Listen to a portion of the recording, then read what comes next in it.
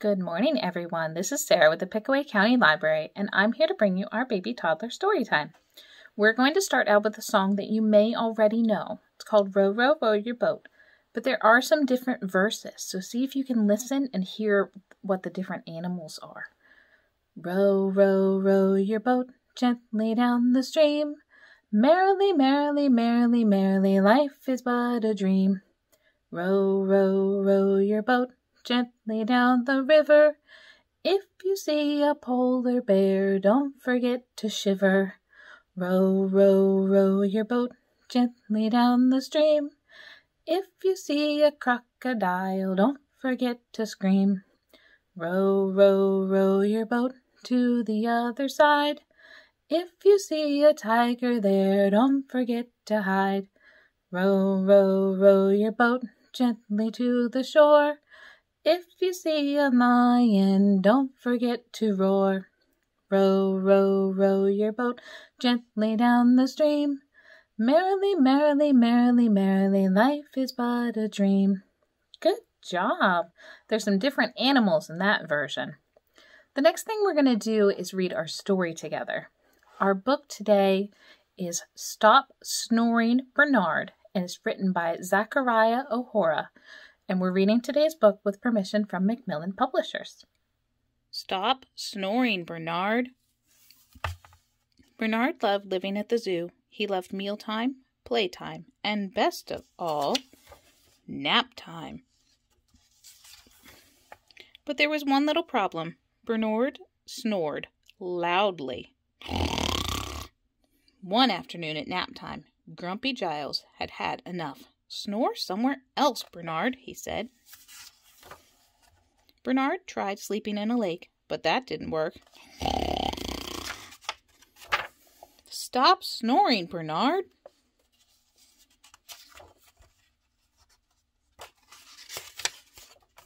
He tried sleeping in a fountain, but that didn't work either.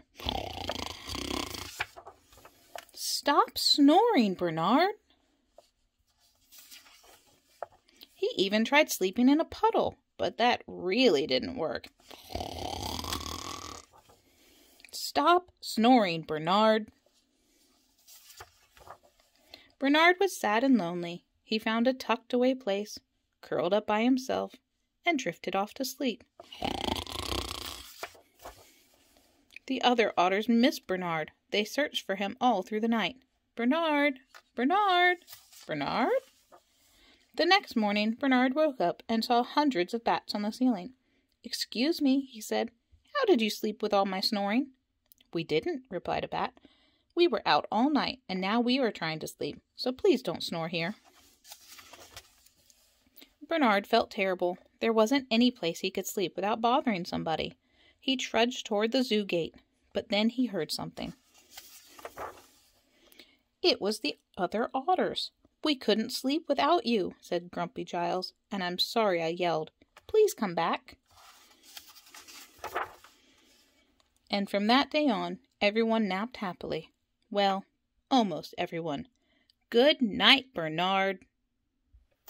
I hope you enjoyed our story. Thank you for reading along with me. This book and lots of others are available in the Youth Services Department and are ready and available for pickup or to be placed on hold. So get online or come in and see us and choose some books to read at home. For the next part of our story time, we'll be using a sensory bin. We'll need some toy animals, some rice, beans, cotton balls, some craft sticks, and your imagination. Let's go take a look.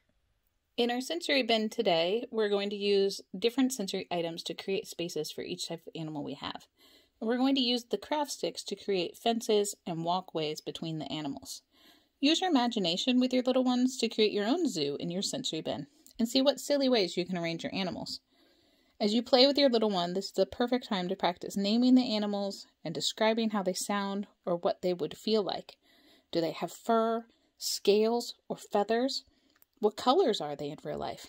If you don't know what an animal sounds like, you can find a video of one online to hear it or to see how it would move. The next thing we're going to do is our activity. For our activity today, we'll be practicing our snoring sounds. You make your best snoring sound and play a game of hide and seek. If you're the one hiding, pretend to snore and be asleep while someone else searches for you. And if you're the one searching, you need to listen for the sounds of them snoring and try to follow the sound. What are the silliest places you can hide and pretend to be asleep? The last part of our story time today is going to be our craft.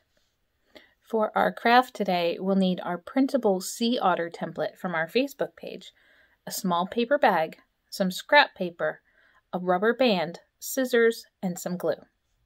The first thing you're going to need to do is print out our sea otter template and have your little one colored in with any color they'd like.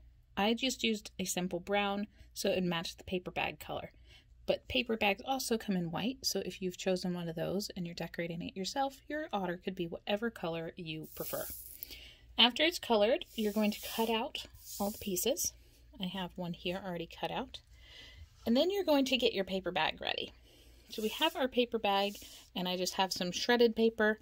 So this works great to use up things that are going to go into the garbage anyhow. Little scraps of paper are perfect to fill this with.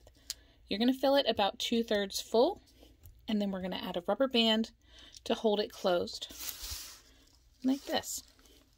And then we're going to cut a slit down the middle of this part that is not filled, and this will make the 2 feet. So I have then attached the pieces of the otter onto the bag. So I have the head, the arms, and then the 2 feet down here as just a little bit of simple white school glue. Now after you've completed your otter, this is a texture for the children. It does make a crinkly sound when you push on it.